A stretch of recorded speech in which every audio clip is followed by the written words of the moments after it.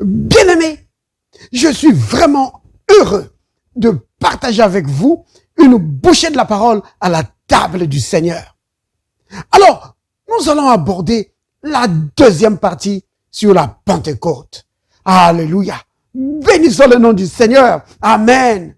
Bienvenue à la table du Seigneur. Yeah! Alors, dans la première partie, nous avons vu que le Saint-Esprit est venu donner le coup d'envoi de l'Église du Nouveau Testament. Oui, l'Église a commencé avec le Saint-Esprit. Oui, bien sûr, je sais que ici la Bible, dans Acte 2, on parle du baptême du Saint-Esprit. Parce qu'il faut bien savoir que dans l'expérience du chrétien, il y a la nouvelle naissance et le baptême du Saint-Esprit. À la nouvelle naissance, c'est l'Esprit de Dieu, le Saint-Esprit, qui vient en toi et te communique la vie de Dieu. Et le baptême du Saint-Esprit, c'est une deuxième étape de l'œuvre du Saint-Esprit pour te faire entrer encore plus dans la communion avec le Seigneur par le Saint-Esprit. Donc, c'est vraiment important de comprendre cela. Mais je ne vais pas aborder ces aspects très techniques. Je vais juste parler ici du Saint-Esprit dans la vie du croyant.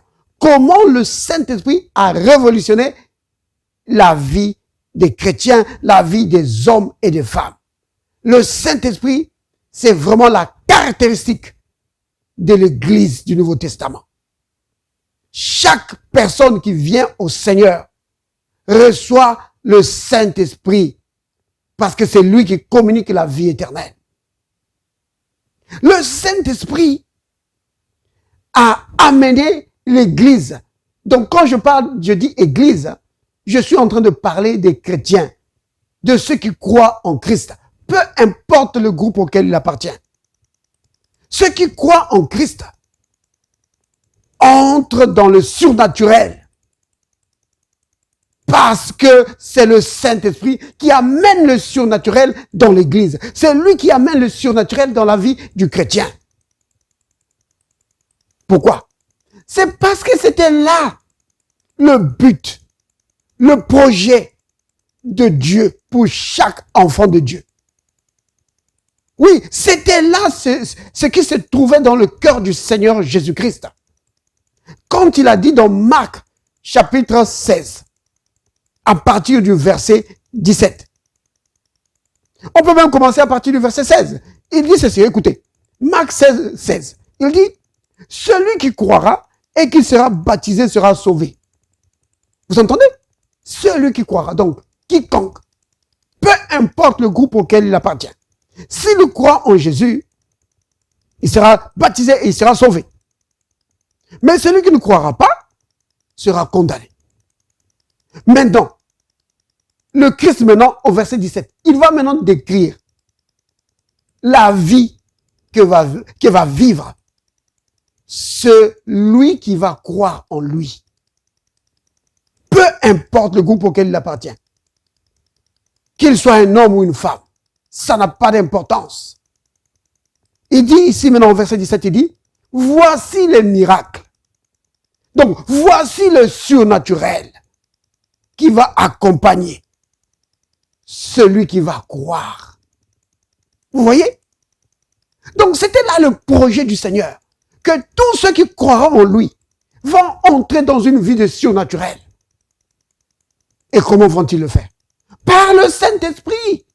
Sans le Saint-Esprit, c'est impossible que Marc 16 ici s'accomplisse. C'est impossible. C'est le Saint-Esprit qui a propulsé l'Église dans un monde surnaturel. Je sais très bien que la majorité des chrétiens ne vit pas dans le surnaturel. Je le sais. Mais ce n'est pas la faute au Seigneur. Ce n'est point au Seigneur la faute.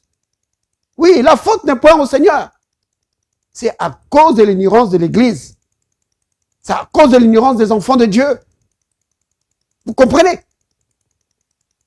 Mais les choses sont en train de changer. Parce que nombreux sont en train d'arriver à la connaissance de leur identité en Christ. Et sont propulsés dans le surnaturel. Parce que c'est à cela que nous avons été destinés. Chaque enfant de Dieu. Parce que souvenez-vous, il dit, voici les miracles. Oh, c'est merveilleux. Le Seigneur est merveilleux. Le Seigneur est en train de dire que ceux qui croiront en moi vont vivre une vie de miracle, une vie de surnaturel. Ils sont destinés à ça.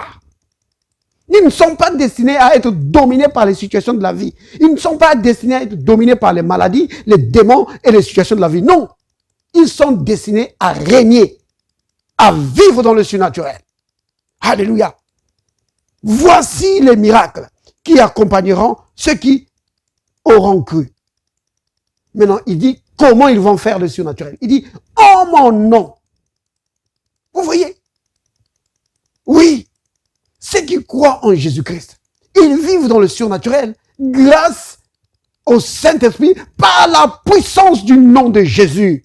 Alléluia. Il dit, en mon nom, ils chasseront les démons. Ils parleront de nouvelles langues. Vous voyez, certains disent, oh non, le parler en langue. Le parler en langue fait partie du surnaturel. Oui. Et c'est à toi, mon frère. Oh non, c'est à eux, au groupe là. Non, c'est à tous les enfants de Dieu. Quand tu acceptes le Christ, tu es destiné au surnaturel. Et le parler en langue fait partie du surnaturel. Alléluia. Ça fait partie du surnaturel comme les autres dons. Comme la prophétie. Comme le discernement des esprits. Vous voyez? Comme la parole de connaissance. Alors, ici, ils parleront de nouvelles langues. Ils saisiront des serpents. S'ils boivent quelques breuvages mortels, ils ne leur feront point de mal. Ils imposeront les mains aux malades et les malades seront guéris. Vous voyez? Ça, c'est le surnaturel de ceux qui croiront en Jésus-Christ. Remarquez qu'il n'est pas dit ici, voici les miracles qui accompagneront les pasteurs. Voici les miracles qui accompagneront les docteurs ou les prophètes. Non, c'est les miracles qui vont accompagner tous ceux qui croient en Jésus-Christ. Qu'ils soient petits ou grands, qu'ils soient hommes ou femmes, ça n'a pas d'importance. Vous comprenez? Seule ta foi en Christ te qualifie. Alléluia. Béni soit le nom du Seigneur. Amen.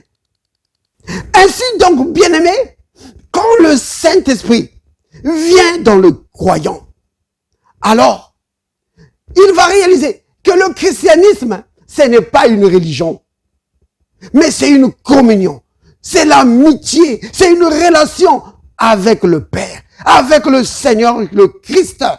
Oui, vous comprenez, c'est vraiment important. Alléluia. Le christianisme n'est pas une religion. Le christianisme, c'est le Saint-Esprit vivant dans le chrétien et faisant de lui un fils de Dieu. Vivant dans la relation, dans l'amitié, oui, dans la communion avec le Christ. Oui, c'est cela. L'apôtre Paul dit dans 1 Corinthiens chapitre 1er, au verset 9, il dit aux Corinthiens que nous avons été appelés à la communion avec le Fils de Dieu, avec le Christ. Vous comprenez? C'est ça le christianisme. Mais comment tu vas être dans la communion avec le Christ si tu n'as pas l'Esprit du Christ? Vous comprenez? C'est le Saint-Esprit qui habite en toi qui rend la communion possible. Oui, c'est vraiment important. Le jour où tu as cru au Seigneur Jésus le Christ, ce qui s'est passé dans ton esprit, c'est que ton esprit est devenu un seul esprit avec l'esprit du Seigneur. Ça, c'est l'apôtre Paul qui le dit dans 1 Corinthiens 6, verset 17. Vous comprenez? Donc, le Saint-Esprit s'unit à ton esprit. Et ton esprit et l'esprit du Seigneur deviennent un seul esprit. Vous comprenez? Donc, le Saint-Esprit est venu donner la vie du Christ aux croyants. Il est venu donner les capacités du Christ aux croyants. Donc, quand nous parlons de la Pentecôte, bien-aimés, c'est de cela qu'il s'agit. C'est l'Esprit de Dieu qui est venu donner le coup d'envoi. Oui, il est venu inaugurer l'Église du Nouveau Testament. Oui, des hommes et des femmes vivant par le Saint-Esprit, dans la communion avec le Père, des hommes et des femmes vivant dans la puissance du Saint-Esprit pour accomplir les œuvres du Christ. C'est cela la Pentecôte, bien-aimés. Oui, c'est cela la Pentecôte. L'Esprit de Dieu venant habiter dans l'homme. Oh, béni soit le nom du Seigneur. Alors, dans Jean chapitre 16, au verset 7, le Christ dit ceci à ses disciples, juste avant qu'il s'en aille. Il leur dit, cependant, je vous dis la vérité. Il vous est avantageux que je m'en aille, car si je ne m'en vais pas, le consolateur ne viendra pas vers vous. Mais si je m'en vais, je vous l'enverrai. Vous voyez, le Christ dit à ses disciples que quand il va partir, il va envoyer le consolateur, le Saint-Esprit à ses disciples. Ça veut dire quoi ça? Ça veut dire que ce jour-là, le jour de la Pentecôte, quand le Saint-Esprit est descendu, les disciples ont su que maintenant, le Jésus qu'on a vu monter, il est maintenant arrivé vers le Père. C'est ça que ça veut dire. C'est comme quelqu'un qui te dit que quand je vais arriver à la maison, je vais t'appeler, je vais te biper 3 fois. Alors tu attends quelque temps, peut-être que la personne habite loin, tu attends quelque temps, et puis après, tu entends 3 bips dans ton téléphone. Tu regardes, c'est son numéro. Tu dis, oh, il est maintenant arrivé chez lui. C'est ce que le Christ a dit à ses disciples, que quand moi je vais arriver, le signe que moi je suis arrivé là-bas, c'est que vous ici, vous allez recevoir le Saint-Esprit. Alléluia. Donc ce jour-là, quand il parlait en langue, oh, il savait que maintenant le Maître, il est là, auprès du Père, à la droite du Père. Alléluia. Maintenant, pourquoi est-ce que c'est important? C'est parce que les Écritures disent que nous sommes maintenant assis avec lui. Vous comprenez? Parce que le Christ assis à la droite du Père, ça veut dire qu'il est dans l'endroit d'autorité, où il règne en maître sur tout. Bien-aimés, écoutez cette parole du Christ. Dans Jean chapitre 17, au verset 24, il dit ceci. Père, je veux que là où je suis, ce que tu m'as donné soit aussi avec moi. Vous entendez ça?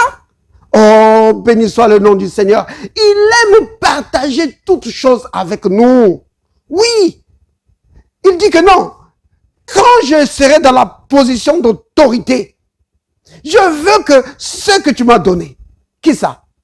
Toi et moi, nous qui croyons en lui. Il dit qu'il soit avec moi. Vous comprenez? Oui. Donc, c'est-à-dire que le chrétien est placé dans la position d'autorité comme le Christ. L'autorité du Christ, c'est notre autorité. Alléluia. Béni soit le nom du Seigneur. Bien-aimés, écoutez ces paroles de l'apôtre Paul aux chrétiens d'Éphèse. Souvenez-vous que les chrétiens d'Éphèse, c'était des non-juifs, des gens qui étaient loin de l'alliance, privés de Dieu. Oh, ils étaient loin de Dieu. Alors, l'apôtre Paul leur écrit pour leur montrer leur nouvelle identité en Christ. Ça nous parle à nous aussi, bien-aimés.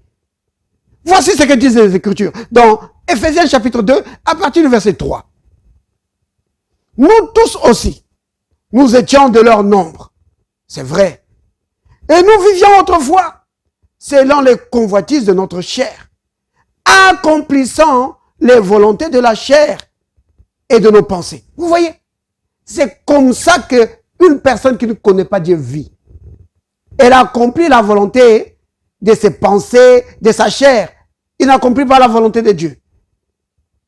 Mais celui qui est en Christ, il vit pour accomplir la volonté de Dieu. Vous comprenez? Alors, accomplissons les volontés de la chair et de nos pensées. Et nous étions par nature des enfants de la colère, comme les autres. Mais Dieu, alléluia, qui est riche en miséricorde, à cause de son amour, à cause de son grand amour dont tu nous as aimés. Nous qui étions morts par nos offenses, nous a rendus à la vie avec Christ. Et écoutez bien ça. C'est par grâce que vous êtes sauvés. Il nous a ressuscités ensemble et nous a fait asseoir ensemble dans le lieu céleste en Jésus-Christ. Vous voyez ça? Oh, béni soit le nom du Seigneur. Donc, non seulement nous sommes ressuscités ensemble avec le Christ, mais assis ensemble avec le Christ. Alléluia. Donc, c'est pourquoi c'était important aux disciples de comprendre cela. Que maintenant que le Saint-Esprit était venu sur la terre pour remplir les hommes et les femmes, ça veut dire que le Christ maintenant est dans sa position d'autorité. Et cette position d'autorité est la nôtre. Pourquoi? Pour régner sur les circonstances de la vie, pour régner sur les maladies, pour dominer sur les démons. Oh, et rien ne peut nous nuire. Alléluia. Béni soit le nom du Seigneur. Amen. Père saint, Père juste, Père miséricordieux, merci de nous avoir appelés à une vie de surnaturel, à une vie de victoire, à une vie de triomphe par la puissance du Saint-Esprit, en utilisant le nom puissant de Jésus. Oh Père, merci. Merci pour ta grande bonté. Merci Père de nous avoir équipés pour régner sur les circonstances de la vie, pour régner sur la maladie. Grâce au nom de Jésus, agissons par la puissance du Saint-Esprit. Oh, béni sois-tu Père, au nom de Jésus. Amen. Alléluia.